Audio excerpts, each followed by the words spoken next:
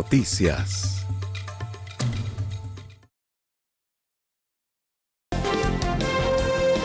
Hoy en 13 Noticias, ¿es el tren una verdadera opción para descongestionar el gran área metropolitana? El presidente ejecutivo del Incofer estará con nosotros en vivo en esta edición.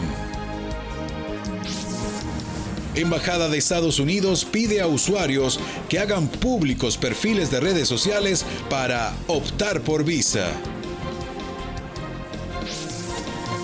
La Fiscalía pide levantamiento del fuero a 7 personas por presunto financiamiento ilegal en campaña política del Partido Progreso Social. País bajo alerta naranja por llegada de ondas tropicales. En los deportes, Keylor Navas ovacionado por Miguel Herrera y Javier Aguirre. El arquero fue el gran héroe de la selección nacional ante México.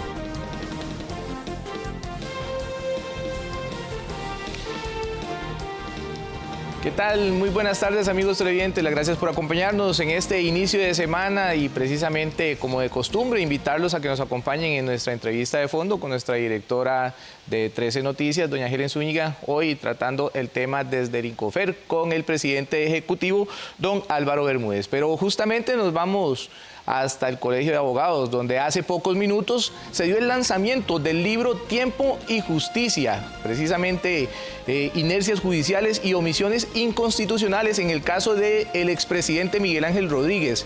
El libro de Cristian Manuel Arguedas. Nuestra compañera Andrea Salazar nos trae todos los detalles, Andrea, precisamente desde el lugar.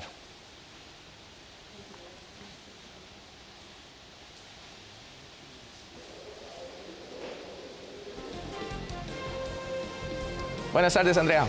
Sí, ¿qué tal, compañeros y amigos de 13 Noticias? Todo el largo proceso judicial que tuvo que vivir el expresidente Miguel Ángel Rodríguez, pues está ahora documentado en un libro al que también ustedes pues pueden tener acceso, y precisamente para hablar más en detalle de este libro que explica todos estos años judiciales, tanto para el abogado como para don Miguel Ángel, estamos acá en compañía de don Cristian Manuel Arguedas, el autor del libro, y también abogado de don Miguel Ángel Rodríguez, que también nos acompaña este día hoy acá. Pues empezamos con don Miguel Ángel. Don Miguel Ángel, pues ¿considera usted o cómo ha vivido más bien toda esta situación personal y familiar a lo largo de este camino tan largo a nivel judicial?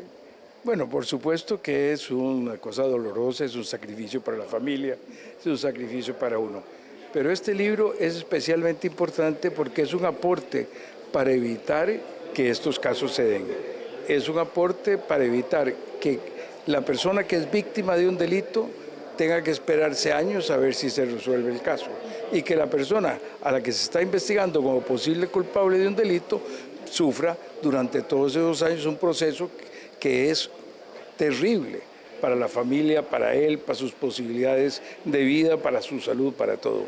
Esto es una injusticia y rompe los principios básicos de nuestra Constitución de justicia pronta y cumplida. Y de lo que se trata este libro es de un estudio de la injusticia del tiempo en nuestro derecho penal y de cómo resolverlo, porque don Cristian propone un proyecto de ley con modificaciones al Código de Procedimientos Penales, procesal penal se llama ahora, procedimientos penales se llamaba cuando yo estudié hace muchos años, de procesal penal para resolver este tema. Don Cristian Manuel, bueno, tal vez si nos puede contar un poquito más a fondo de este libro y también de esas 3 fallas principales que tiene nuestro sistema en estos temas. Bueno, sí, este libro nace a propósito de un recurso de amparo que ganamos ante la Sala Constitucional y una gestión que planteamos ante el Tribunal Penal de Goicoechea, donde nos dieron la razón, nos consideraron y decretaron que el proceso penal es totalmente espurio. Sin embargo, en la ley hay un vacío, hay un hueco, hay una omisión legislativa, y esa omisión hace que se viole la Constitución. Eso es lo que en doctrina, o como decimos los abogados, es una omisión inconstitucional. Entonces el libro trata de un caso y de una teoría jurídica, y la idea es que explica la teoría jurídica desde el caso.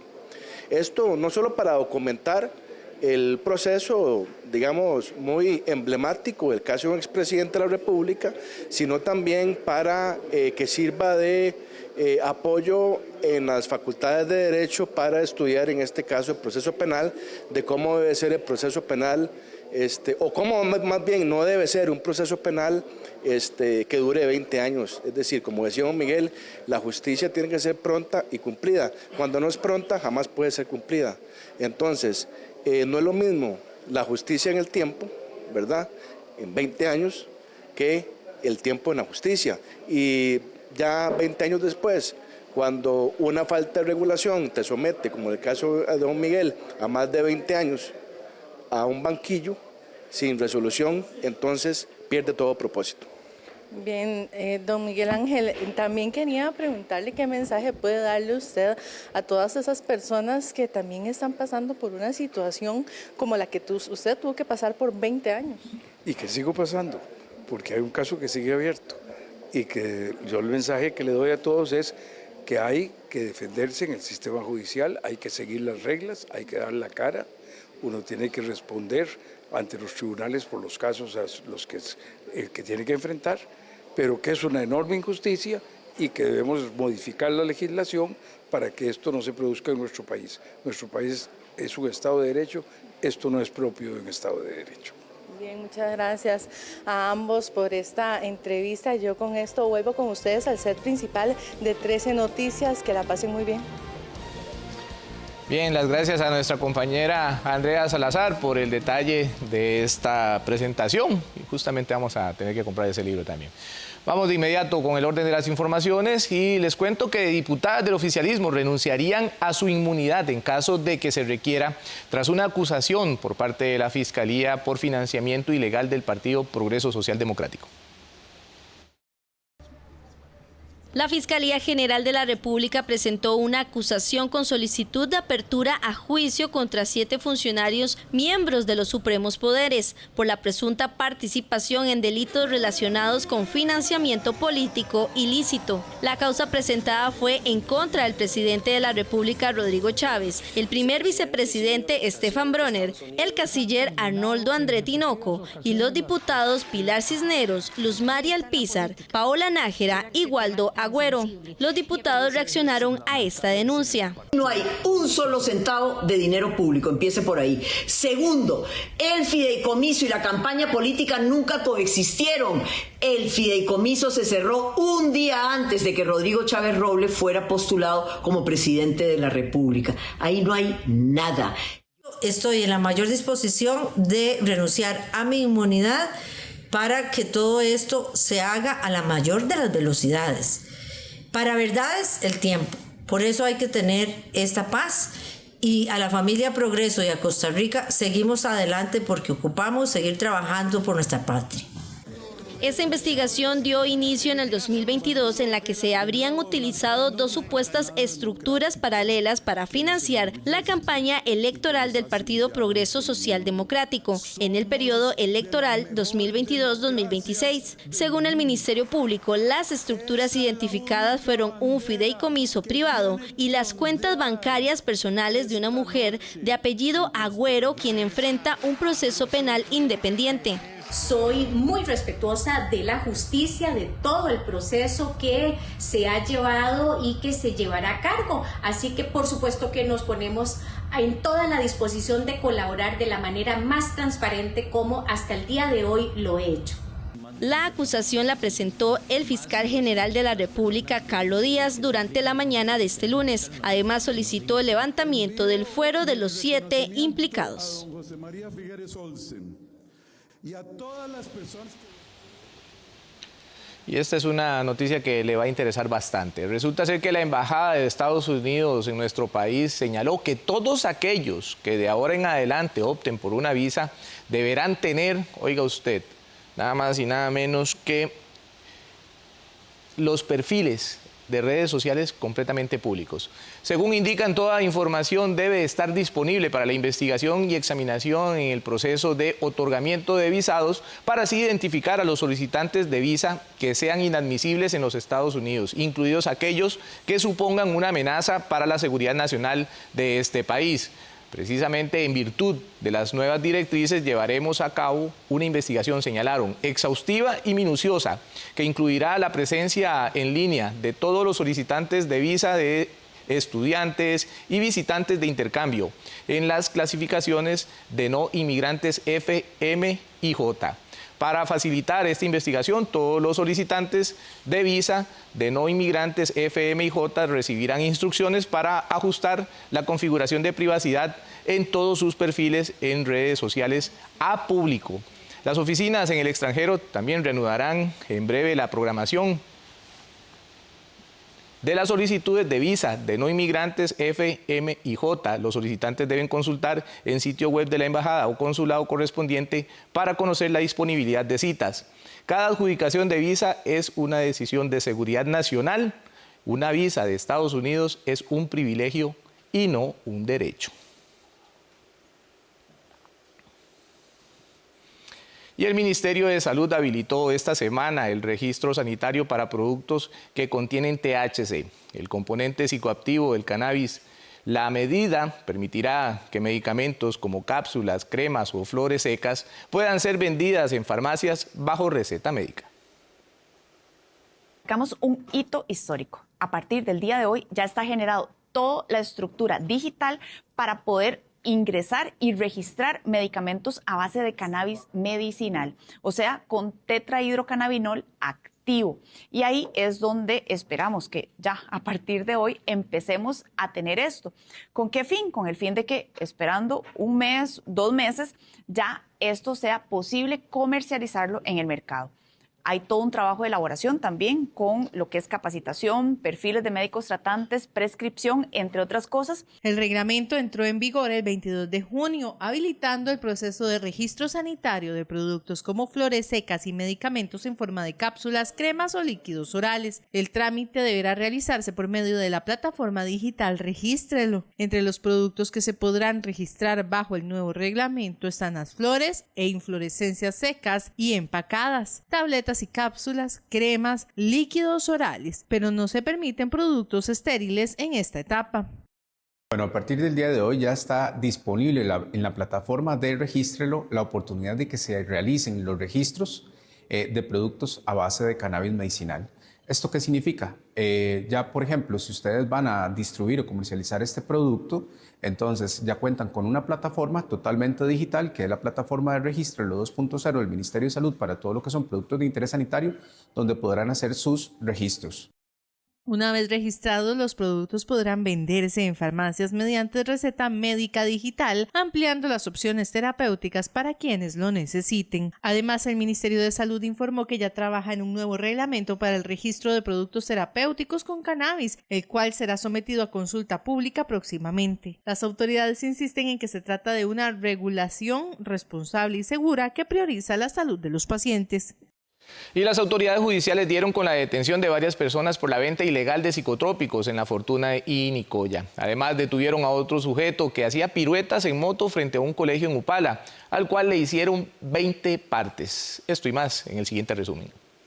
Un sujeto de 44 años fue detenido la mañana de este lunes por agentes de la Oficina Regional de La Fortuna, del organismo de investigación judicial, debido a que figura como sospechoso del supuesto delito de infracción a la ley de psicotrópicos. La captura del mismo se realizó tras allanar una vivienda ubicada en el sector de Los Ángeles de La Fortuna de Alajuela. Según el informe preliminar, a principios de mayo se recibió información donde se señalaba que este sector, un masculino, aparentemente se estaba dedicando a la comercialización de estupefacientes bajo la modalidad del narcomenudeo. Además, agentes de la Subdelegación Regional de Nicoya del organismo de investigación judicial lograron la detención de 2 hombres, uno de 49 años y otro de 25, así como de una femenina de 48 años, debido a que figuran como sospechosos de un supuesto delito contra la salud pública por la infracción también a la ley de psicotrópicos. La captura de la mujer se dio tras realizar un allanamiento en el sector de San Joaquín de Nicoya, mientras que los masculinos fueron aprendidos en el sector de Gama Lotal, en Nicoya. Por último, un hombre fue detenido por realizar maniobras temerarias frente a un centro educativo de Upala, en la frontera norte. Según la alerta recibida por las autoridades frente al Colegio de la Comunidad de Brasilia, distrito de Dos Ríos, un motociclista estaba llanteando, es decir, efectuaba acrobacias en una llanta a gran velocidad. Tras llegar las autoridades al sitio, lograron localizar al sujeto, quien entre muchas otras posibles violaciones a la ley de tránsito, no contaba con licencia, no portaba casco, ni ningún otro dispositivo de seguridad. Por ese motivo, el oficial de la Policía de Tránsito le formuló 20 boletas por diferentes infracciones a la citada ley.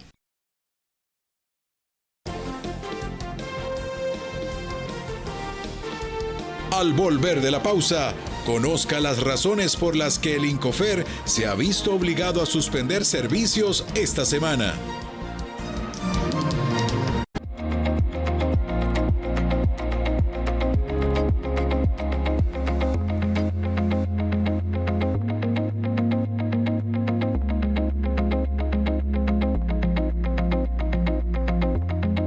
Con Vital 360, vos te preocupas de las metas y nosotros nos encargamos de lo que más importa.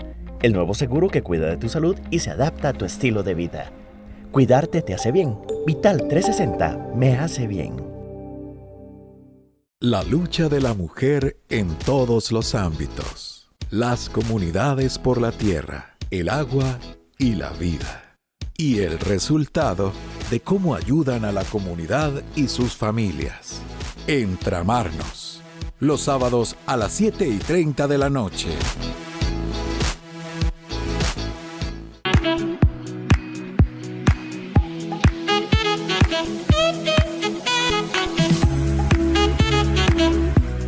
Su hijo tiene dificultad con las matemáticas, con las letras y no sabe por qué.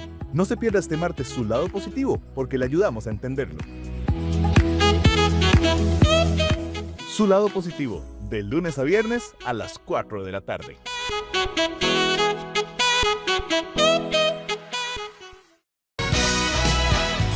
¿Qué pasa si a uno le embargan el salario y también le rebajan el salario? Si ya tiene, por ejemplo, el embargo, digamos, el proceso de cobro judicial presentado y le están embargando, inclusive usted lo puede hacer ver al juzgado y alegar el cobro doble. Y con eso, pues, cuidado y no, hasta el acreedor puede tener repercusiones. El abogado en casa. Los jueves a las 7 de la noche. Por Canal 13, nuestro canal. En su tiempo, los corsarios vascos llegaron a ser considerados vecinos respetables y famosos. Pero las atrocidades que cometieron son hoy plenamente injustificables. Las vidas reales de los corsarios y piratas vascos respiran menos épica y romanticismo de lo que la literatura y el cine de aventuras suelen mostrarnos. Una historia de Vasconia, a las 12 mediodía.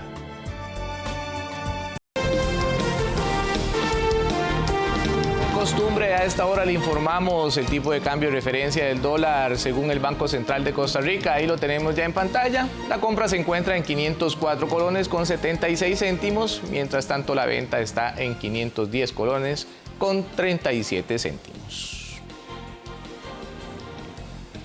Y les contamos que en lo que va del año ya se reportan 30 choques de vehículos contra el tren, así como un acto vandálico. Estas situaciones impiden un servicio continuo de este medio de transporte.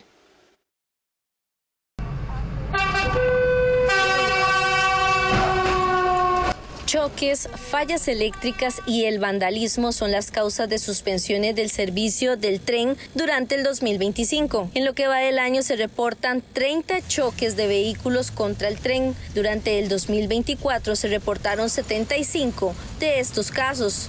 ¿Y cuáles consideran los conductores que serían las causas?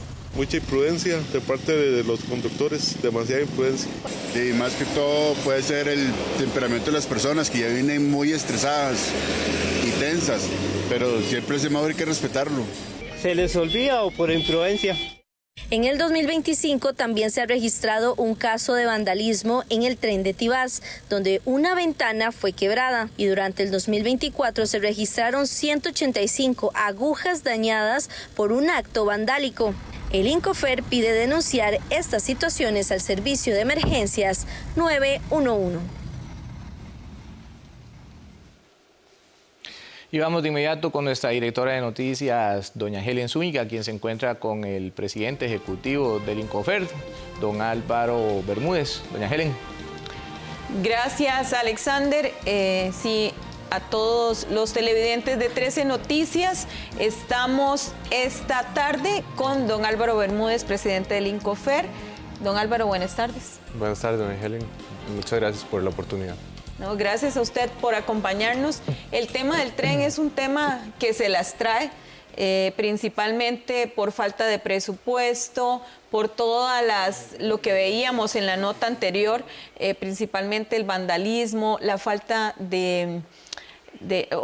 la prudencia, ¿verdad? La falta de prudencia de los conductores que ocasionan que este servicio pues a veces tenga bastantes problemas. Sin embargo, don Álvaro, hay una situación importante y es precisamente la falta de aprobación del presupuesto 2025 en las operaciones del INCOFER, que usted ha hecho público. ¿Y cuál es el impacto exacto en las operaciones de los trenes que se dejarían o no y cómo lo están solucionando? Bueno, muchas gracias por el espacio. Nosotros, es de conocimiento público que la Contraloría improbó el presupuesto del año 2025 de INCOFER. ¿Por qué? Porque cuando se presentó el presupuesto no cumplía para dar el servicio público durante todo el año. Se han hecho las gestiones, sin embargo, pues en su momento el presupuesto inicial no se tenía todo este presupuesto. Mediante presupuestos extraordinarios, durante este año 2025 se va a completar todo el presupuesto requerido. Lo que sí le aseguro a los costarricenses es que vamos a tener tren todo el año. Y esto no es una situación nueva, esto se ha presentado, el año pasado se presentó muchas veces, incluso en administraciones anteriores. Esto no es una situación nueva. Recordemos que el INCOFER fue una institución, o es una institución que fue cerrada en el año 1995 y esto, bueno, otra vez tuvo una reapertura en el 98 con el transporte de carga en pasajeros aquí en el área metropolitana en el 2005. Entonces, este cierre, digamos, desde ese momento se generó un problema presupuestario que se ha venido resolviendo año con año.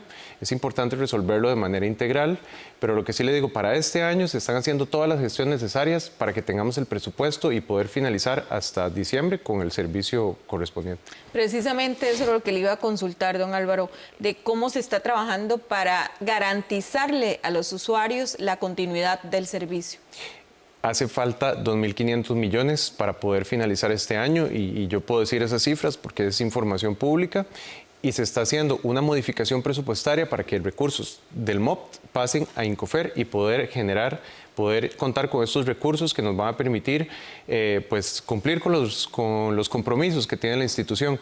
El pago de los contratos de mantenimiento de vías, mantenimiento de trenes en los talleres, conducción, la logística, todas estas personas vestidas de rojo que están montados en los trenes, cobrando los tiquetes. Entonces, todos estos pagos a las empresas tercerizadas se van a poder realizar con estos recursos que vienen a través del MOPT. Y pues se presenta este presupuesto extraordinario a la Contraloría General de la República, se aprueba, y ahora sí el presupuesto 2025, y con esto pues ya cerramos el año. Don Álvaro, muchos se preguntan ¿qué planes tiene el INCOFER para adquirir unidades nuevas? Bueno, para esto le puedo hablar del proyecto de tren eléctrico. Es que nosotros no podemos pensar o aplicar recetas que se han aplicado en el pasado de comprar trenes usados, porque no hay que pensar solo en los trenes, hay que pensar en la infraestructura. Usted ve los rieles que tenemos en las vías férreas, digamos entre Cartago, San José, Heredia, Alajuela, Belén. En muchos casos son vías férreas que tienen más de 100 años de estar colocadas ahí. Se les ha dado se les da mantenimiento pues diario, semanal. En algunos casos se ha cambiado vías por vías nuevas, pero realmente tenemos que hacer una inversión integral de toda esa red. Para eso estamos, digamos, promoviendo el proyecto de tren eléctrico que va a venir con 28 unidades de trenes nuevos. Además de que ya Costa Rica necesita modernizarse. Ya no podemos seguir, ¿verdad?, como si estuviéramos en el siglo pasado.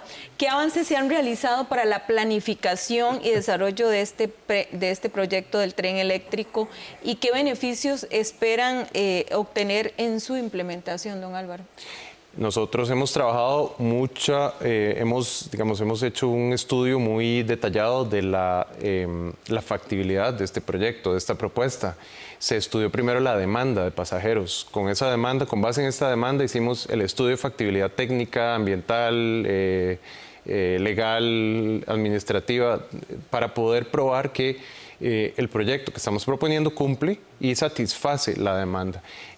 Avanzamos en esa factibilidad, finalizamos los estudios y se remitieron a 2 instituciones, de acuerdo con el proceso de planificación, el MOPT y el Mideplan.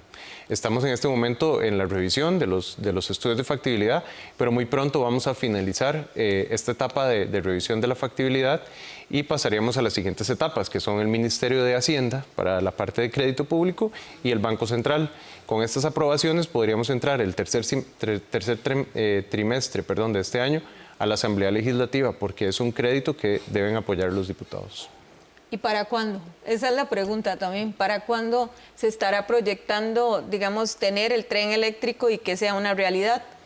De acuerdo con este plan que le acabo de describir, si desde el Ejecutivo se finaliza todo este proceso, estaríamos en el tercer trimestre de este año entrando a la Asamblea Legislativa para aprobar ese crédito, un financiamiento por $800 millones.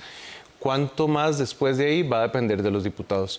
Yo creo que aquí todos queremos la modernización del tren eléctrico, un proyecto que va a traer un tren con una frecuencia de cada 10 minutos en hora pico, pero vamos a tener tren no solo en la mañana y en la tarde como tenemos hoy, sino un tren todo el día, de 5 de la mañana a 11 de la noche, sábados, domingos, feriados.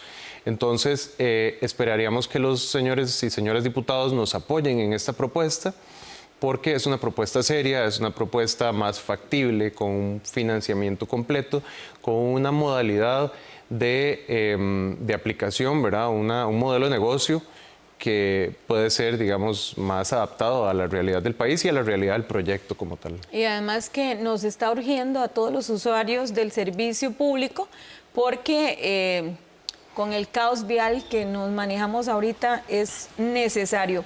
Este nuevo servicio movilizaría a más de 121,000 pasajeros, se supone, don Álvaro. Esas son las proyecciones de demanda que nosotros hicimos. La propuesta anterior, la propuesta de las administraciones anteriores hablaban de 200,000 pasajeros, pero eso a todas luces era un número muy alto para los primeros años de operación. Nosotros hicimos el estudio, un estudio técnico, también cumpliendo con solicitudes de la Contraloría General de la República. No es que llegamos a un escritorio y nos inventamos qué vamos a hacer, no, es que la misma Contraloría había dicho que eran los pasos que había que hacer. Y eso fue lo que hicimos, determinamos esa demanda de acuerdo con el estudio. Y efectivamente lo que usted mencionaba es que aquí no tenemos una cultura de usar el transporte público en Costa Rica, pero es que por supuesto el Estado no le ha resuelto, no ha dado un buen servicio de transporte masivo. Eso es precisamente lo que estamos queriendo generar con este proyecto, un mejor transporte público, unas mejores opciones de transporte público para empezar a generar esa cultura, más gente que se monte al transporte. Okay. Don Álvaro, en 13 Noticias el costarricense pregunta también. Vamos a ver la primera pregunta. ¿Qué va a pasar con el tren para Paraíso de Cartago? Es lo que quisiéramos saber, ¿verdad? De ahí sí, pues, estamos muy contentas con el tren, a ver si llega ya, porque para que los otros estén contentos también, ¿verdad? Don Álvaro, era una de las preguntas que teníamos, pero bueno, el costarricense manda, así es que respondamos. Bueno, y le voy a dar una primicia. Nosotros ya tenemos publicados en SICOP, en el Sistema de Compras Públicas, las primeras licitaciones para ir a construir ese trayecto hacia Paraíso y hacia San Rafael de Alajuela. Y esto ha sido un proyecto muy mediático, que ha tenido discusiones, pero lo importante es que el Incofer ha trabajado en los carteles de licitación y ya tenemos publicados en SICOP el cartel para ir a comprar los rieles y las traviesas, que son los dos productos de mayor impacto en este proyecto. Los rieles son pues todo este material metálico, las traviesas, algunas son de concreto, otras de madera, pero se tarda su tiempo digamos, los rieles no se producen en Costa Rica, hay que mandarlos a fabricar y transportar hacia el país. Entonces, esto requiere un tiempo, una planificación. Ya tenemos los primeros carteles hacia allá. Los demás carteles, que son obras específicas de arreglo de puentes, arreglo de pasos de agua, etcétera, los estamos trabajando y las siguientes semanas los vamos a subir a SICOP. Así que eso es muy importante para decirle a los paraiseños y a las personas de San Rafael de Alajuela que ya estamos dando pasos firmes para la construcción de esos 2 trayectos importantes. Bueno, buenas noticias entonces para los usuarios de Paraíso de Cartago y de San Rafael de Alajuela. Vamos con la siguiente pregunta, don Álvaro. ¿Para cuándo van a traer mejores unidades para un mejor servicio de trenes y ampliar más los horarios? Sí, bueno, entendemos la necesidad de la población de tener un sistema de transporte público adecuado, con mayores frecuencias, mayor capacidad de transporte, pero las unidades que tenemos hoy en día no dan para ampliar los horarios de servicio, tampoco la capacidad financiera que tenemos en este momento. Entonces, por eso es que nosotros estamos proponiendo este proyecto de tren eléctrico, un proyecto más factible, se puede hacer en menor tiempo, tiene una afectación, digamos, afectación fiscal, porque es una inversión de $800 millones, eso es mucha plata. Entonces, usted recordará que el proyecto de la administración anterior era 1.500 millones. La propuesta nuestra es hacerlo en etapas, $800 millones. Eso significa que lo podemos hacer en un tiempo más corto. Entonces, a la persona que preguntó, bueno, y también es un proyecto complejo de implementar, porque hay que quitar toda la vía férrea de los 50 y tantos kilómetros, colocar vía nueva, colocar electrificación, mandar a hacer los trenes, que eso dura por lo menos un año de fabricación. Pero lo importante es empezar. Ya nosotros finalizamos la fase de factibilidad, vamos a la Asamblea Legislativa, esperaríamos que el periodo legislativo de aprobación sea corto, después vamos con las licitaciones, esperamos iniciar en el próximo año 2026 y ver obra en el 2027.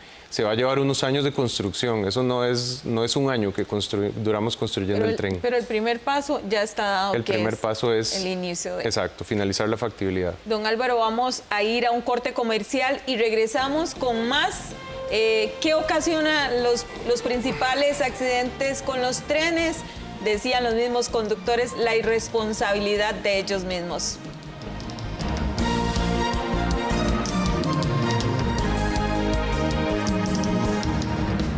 ¿Podrá Costa Rica tener un tren eléctrico? Las respuestas en breve.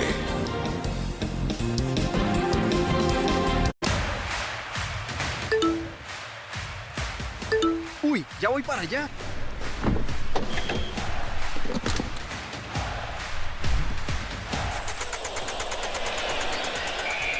¡Falta! Un seguro de automóviles de Lins que te cubre en caso de necesitar remolque, cerrajería, cambio de llanta. No te quedes fuera de juego. Adquirí el tuyo en grupoins.com. Porque en el INS estamos ahí. Pasa mucho con la miel que no es miel. A veces uno va a comprar miel y ve un frasquito muy lindo con una abejita dando vueltas, con colores que remiten a la miel, pero se trata de jarabe de maíz de alta fructosa. Ay, ay, ay. Pero voy a mostrarte un secretito para diferenciarlas. Las vamos a diluir en agua y vamos a ver qué pasa. Bueno. Dale. Esta está mucho más diluida y esta está mucho más opaca. A full. Ciencia a la carta. Los martes a las 9:30 de la mañana. Esta semana, en el Festival Cervantino, lo invitamos a la noche electrónica china, con los mejores DJ y artistas visuales del lejano oriente. Festival Cervantino, uno de los eventos artísticos más importantes de América Latina. Domingo a las 10:15 de la noche, por Canal 13, nuestro canal.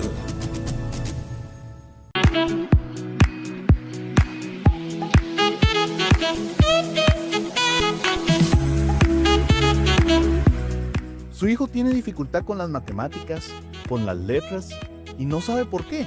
No se pierda este martes su lado positivo, porque le ayudamos a entenderlo.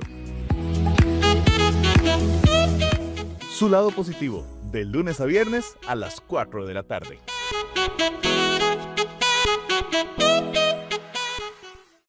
Un experto nos da consejos para mejorar nuestra economía. Descubra los diferentes tipos de ahorro y cuál es el indicado según la necesidad de cada uno. Salud Financiera, los jueves a las 7 de la noche, aquí en Canal 13, nuestro canal.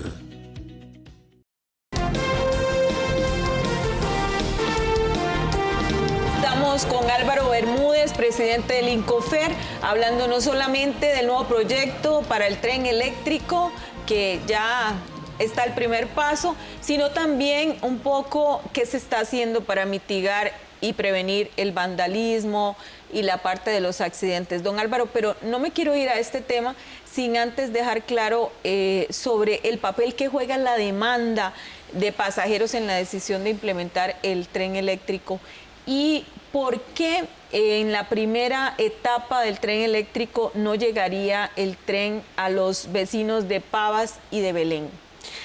Bueno, la demanda es probablemente uno de los principales factores decisivos de la planificación de un proyecto de este tipo. La demanda es la cantidad de pasajeros que van a usar el tren en un día. Entonces, si tenemos una demanda voy a hablar con los números, 130,000 pasajeros en el 2030, que sería lo que se estima de acuerdo con los estudios que hemos hecho, entonces vamos a comprar la cantidad de trenes suficientes para satisfacer esa demanda. Pero si nosotros compramos más trenes, porque la demanda antes se había hecho un cálculo de que era superior, pero no era la realidad, entonces íbamos a tener trenes parqueados en los talleres, ¿verdad? Hay que ser muy responsable con los recursos públicos. Entonces, tenemos el estudio de demanda, adaptemos el proyecto a esa cantidad de demanda específicamente que hay. Y cada tren cuesta $5 millones, no estamos hablando de inversiones pequeñas. Claro. Entonces, por eso es que es tan importante ajustar el proyecto a la demanda que existe. Y con respecto a la electrificación, o más bien no electrificación, en una primera etapa del trayecto que va de la estación de Pacífico hacia Belén y San Rafael de Alajuela, porque también pensemos en ese nuevo trayecto que estamos proyectando, pero no significa que no se va a electrificar. Es decir, en esta primera fase no lo vamos a electrificar. ¿Por qué? Porque es un tema también de demanda. La demanda en este corredor es menor que todo el resto del sistema.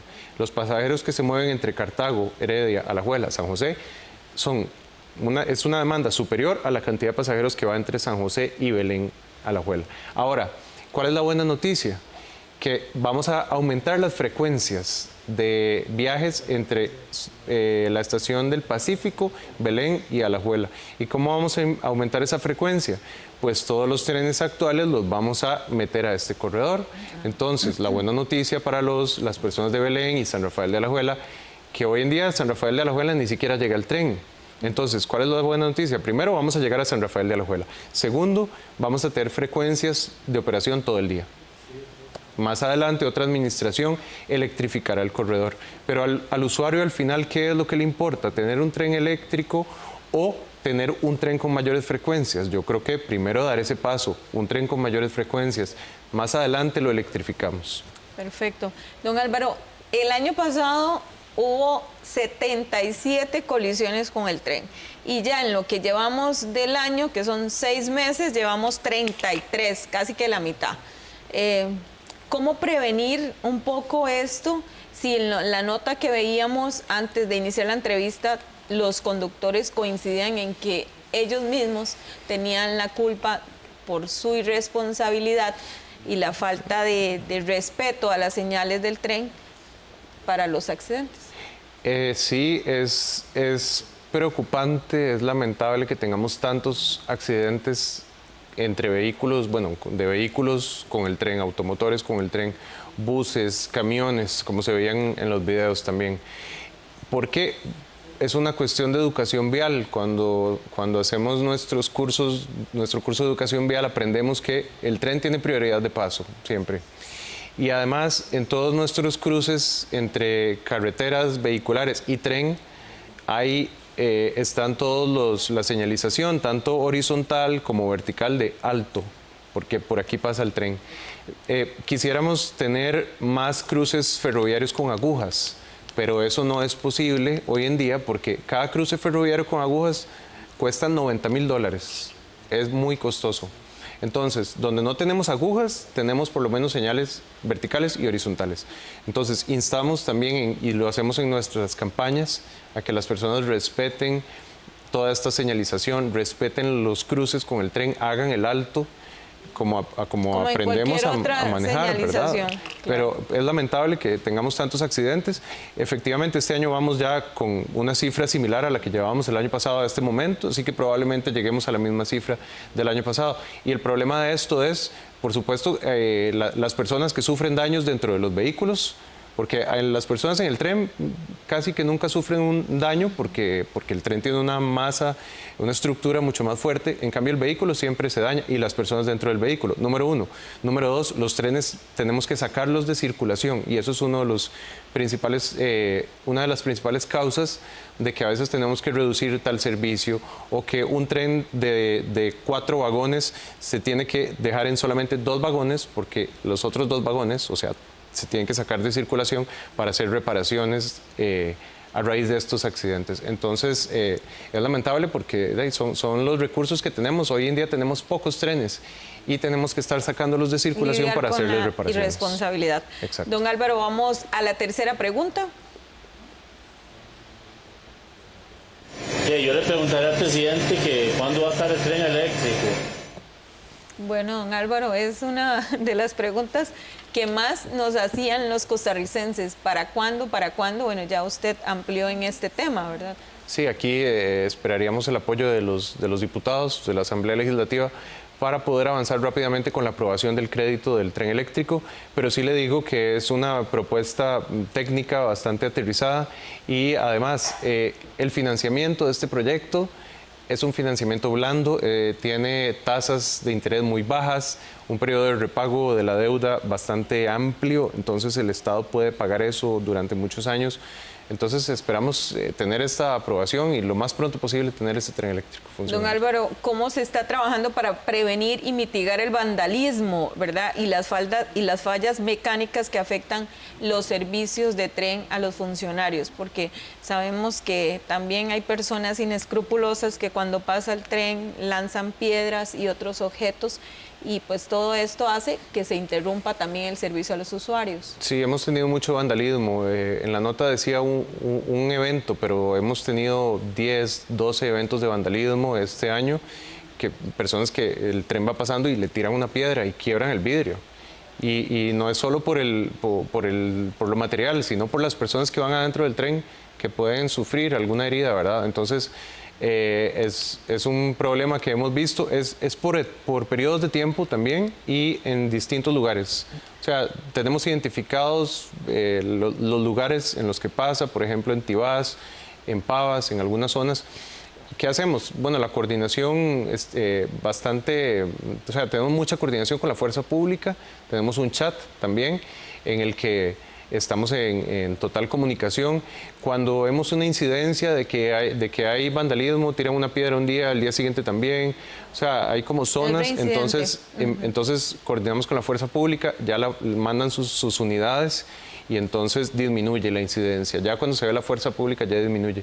Pero sí es un tema de cultura, ¿verdad? Tenemos que cuidar las unidades de tren, claro, que además es muy caro repararlas. Claro. Entonces aquí viene el otro tema. Sí tenemos muchas fallas mecánicas en los trenes, principalmente los Apolo, que son las unidades blancas que se compraron a España, pero eran trenes usados, entonces ya se habían utilizado en España, se les hizo ya perdieron su vida útil. Claro, y entonces cuando se trajeron a Costa Rica, se les hizo un overhaul, que se llama, bueno, una remanufacturación, y entonces se les dio una segunda vida útil, pero esa segunda vida útil la venimos extendiendo y extendiendo a lo largo de los años. Entonces la reparación de estas unidades es bastante costosa. Pues estamos mejorando de manera planificada las labores de mantenimiento, haciendo mayor mantenimiento preventivo que correctivo, ¿verdad? Para que al final de cuentas se puedan tener las máquinas en funcionamiento más tiempo y salga menos costoso, por así decirlo, pero sí tenemos máquinas viejas, entonces hay que cambiar todo el sistema, por eso hay que apoyar el sistema de tren eléctrico, porque ya estas máquinas nos dan más años. Don Álvaro, tenemos otra pregunta de los costarricenses, adelante. Quisiera saber por qué hay diferencia en el espacio de las 4:15 y las 5:25, que no hay ningún servicio de tren, ¿verdad? Con una hora de diferencia.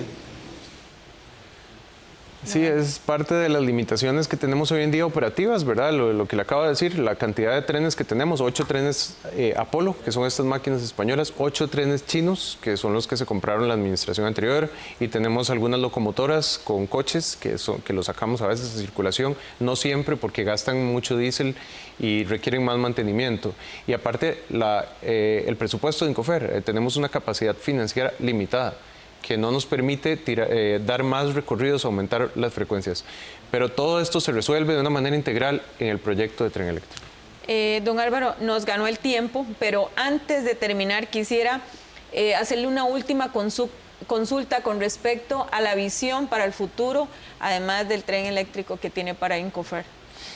Bueno, importante darle una estabilidad financiera y organizativa a la institución.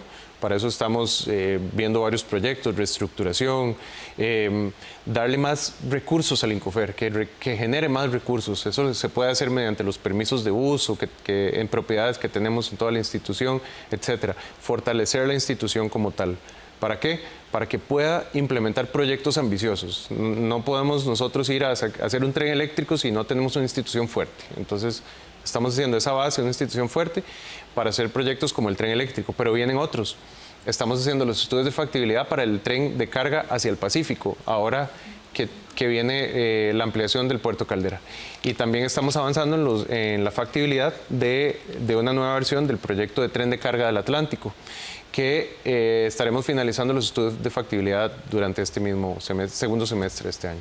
Además de todo el tema ProERI también, que ustedes ya tienen bastantes puentes ferroviarios que están también pues en riesgo inminente y que están atendiendo de inmediato con el presupuesto de ProERI. El ProERI es un proyecto importantísimo, es probablemente la mayor inversión que ha tenido Incofer en los últimos años, en la cual estamos interviniendo más de 70 estructuras que se encuentran en riesgo inminente. Esto es que no se les ha dado mantenimiento por muchos años y se está invirtiendo en 70 de ellas para volverlas a una condición de seguridad.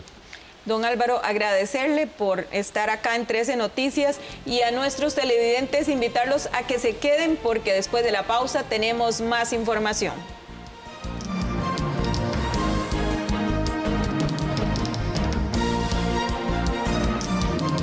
Quédese con nosotros. Al volver de la pausa, Keylor Navas, ovacionado por Miguel Herrera y Javier Aguirre. El arquero fue el gran héroe de la selección nacional ante México. Esto y más en el resumen deportivo.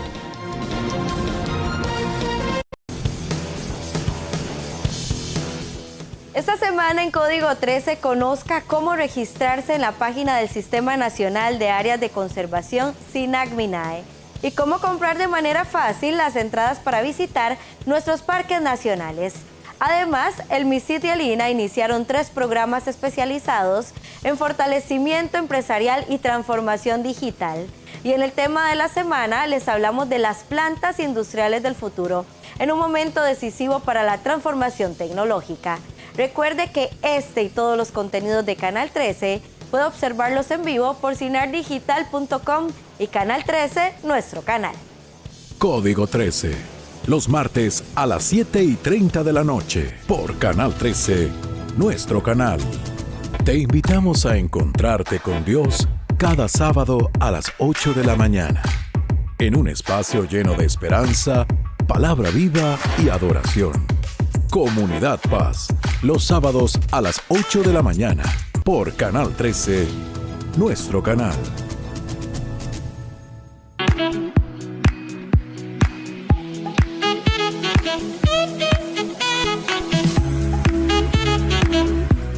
Su hijo tiene dificultad con las matemáticas, con las letras, y no sabe por qué. No se pierda este martes su lado positivo, porque le ayudamos a entenderlo. Su lado positivo, de lunes a viernes a las 4 de la tarde.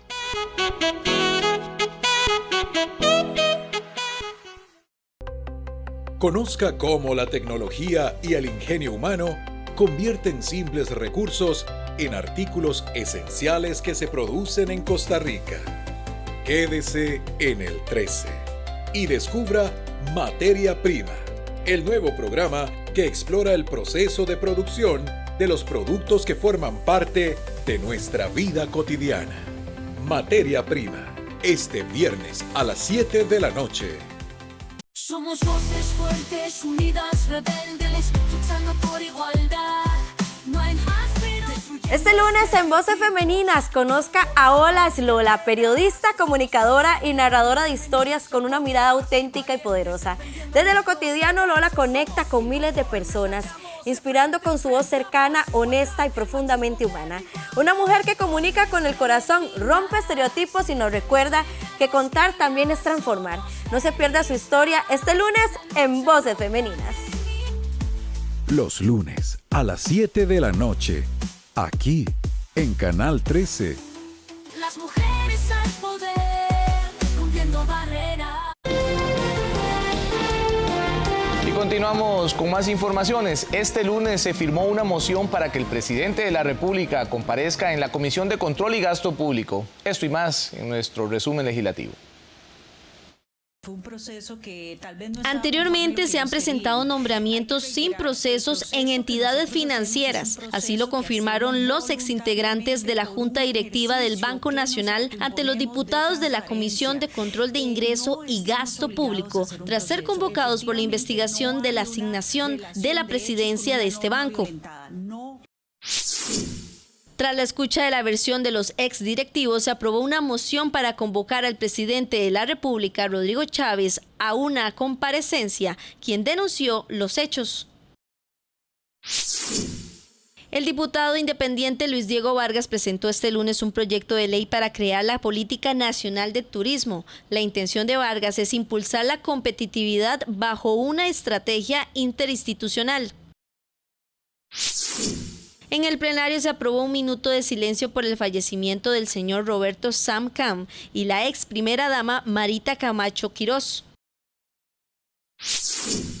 Y este lunes también inició la discusión en el plenario del primer presupuesto extraordinario del 2025. Bueno, y en ese momento llueve copiosamente acá en La Uruca, pero justamente hablando de eso, ante la llegada de las ondas tropicales 8 y 9, la Comisión Nacional de Emergencias mantiene la alerta naranja en el Caribe Norte, en la zona norte y en el Pacífico Norte, mientras que para el resto del país la alerta es amarilla. La fuerte actividad que tiene la zona de convergencia intertropical y la llegada en los siguientes días de las ondas tropicales 8 y 9 a nuestro país provocó que se encendieran las alertas. Vamos a estar teniendo una condición más lluviosa de lo normal y el veranillo de San Juan como tal, que debería ser alrededor del 24 de junio, en este caso, no vamos a estar teniendo la condición seca. A raíz de lo anterior, la Comisión Nacional de Emergencias mantiene para las zonas del Caribe Norte, Zona Norte y Pacífico Norte la alerta naranja, mientras que para el resto del país está en alerta amarilla. Esta semana nuestro país se verá afectado por el paso de 3 ondas tropicales, las cuales empezarán a afectar al país a partir de este martes y durante el resto de la semana. De hecho, cabe mencionar que el fin de semana la onda tropical número 7 dejó 37 emergencias, principalmente en la zona norte y Limón, donde se enviaron suministros a las personas afectadas y se dio la limpieza de vías por el anegamiento en varias de estas. Se presentó el desbordamiento de ríos y quebradas, afectando viviendas de las comunidades de El Amparo, Caño Ciego, Santa Rita, Isla Chica, Medio Queso y San Jorge. Esto ocasionó que muchas familias pasaran la noche en casas de vecinos y familiares. Para hoy, la CNE envió suministros a estas familias. Por último, según el Instituto Meteorológico Nacional, al final de mes tendremos una disminución en las lluvias, producto de una masa de aire seco proveniente del desierto del Sahara y que traerá consigo polvo de esta región.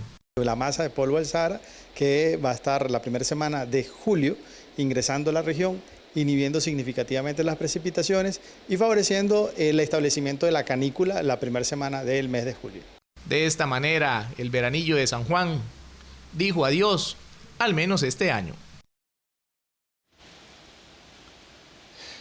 Bien, y llegó la hora de los deportes. Vamos de inmediato a nuestro resumen cotidiano. El arquero costarricense Keylor Navas fue catalogado como el héroe del partido entre Costa Rica y México. Los elogios para el cancerbero tico vinieron de ambos bandos, tanto del técnico de la Nacional, Miguel Herrera, como de su homólogo, el también mexicano Javier El Vasco Aguirre, quienes indicaron que Por él fue que el equipo mexicano en gran parte no logró ganar el partido ante Costa Rica. Okay, por eso lo tenemos, digo, si no lo aprovechamos seríamos tontos nosotros no aprovechar un portero de ese tamaño y que aparece cuando tiene que aparecer. Hoy lo necesitamos, hizo muy bien su trabajo. Contento, tranquilo, no tiramos cohetes, pero estamos tranquilos porque se hizo una muy buena fase de grupos. Hoy Keylor hace una tajada espectacular, pero un golazo, y el otro fue un golazo, pero nos privó de ello el VAR y ya está, no hay más que hablar. Keylor Navas volvió del retiro tras más de un año de no jugar con la selección. Estuvo presente en los últimos 2 juegos eliminatorios ante Bahamas y Trinidad y Tobago y en los 3 partidos de la Copa Oro, donde le endosaron 5 tantos. No obstante, contra México tuvo 3 salvadas espectaculares que salvaron el empate sin tantos. Pese que ante México, Costa Rica se fue en blanco por primera vez en la era del técnico Miguel El Piojo Herrera. Esta selección, dirigida por el Azteca, es la tercera mejor anotadora desde el año 2005. Es decir, en los últimos 20 años, solo 2 selecciones le han superado en cantidad de tantos. Esto se debe también en que los rivales que ha tenido la tricolor han sido relativamente sencillos, tanto en la eliminatoria como en la Copa de Oro, donde Costa Rica ha logrado subsanar sus debilidades anotando muchos goles. Por ejemplo, a Belice le anotó 15 en una serie a 2 partidos. Al equipo de República Dominicana le anotó 2. A Bahamas le anotó 8. A Trinidad y Tobago le anotó 2. Y al equipo de Surinam le anotó 4. Así las cosas, el equipo de Miguel Herrera se ubica de la siguiente forma en los últimos 20 años. La selección del año 2005, dirigida por Alexandre Guimaraes, anotó 37 goles. La del 2009, dirigida por Rodrigo Kenton, hizo 36. La actual selección de Miguel Herrera lleva 29. La del 2013, de Jorge Luis Pinto, anotó 28. En el 2008 se anotaron 26, igual que en el 2014, año mundialista, con Jorge Luis Pinto. Mientras que con 25 goles estuvieron la selección del año 2007 y 2008. Y en el 2016, la selección hizo 23 goles y en 2012 se anotaron únicamente 20 tantos. La selección de Costa Rica se prepara ahora para enfrentar a Estados Unidos, con la cual ya se midió en el mes de enero, donde Costa Rica perdió 3-0.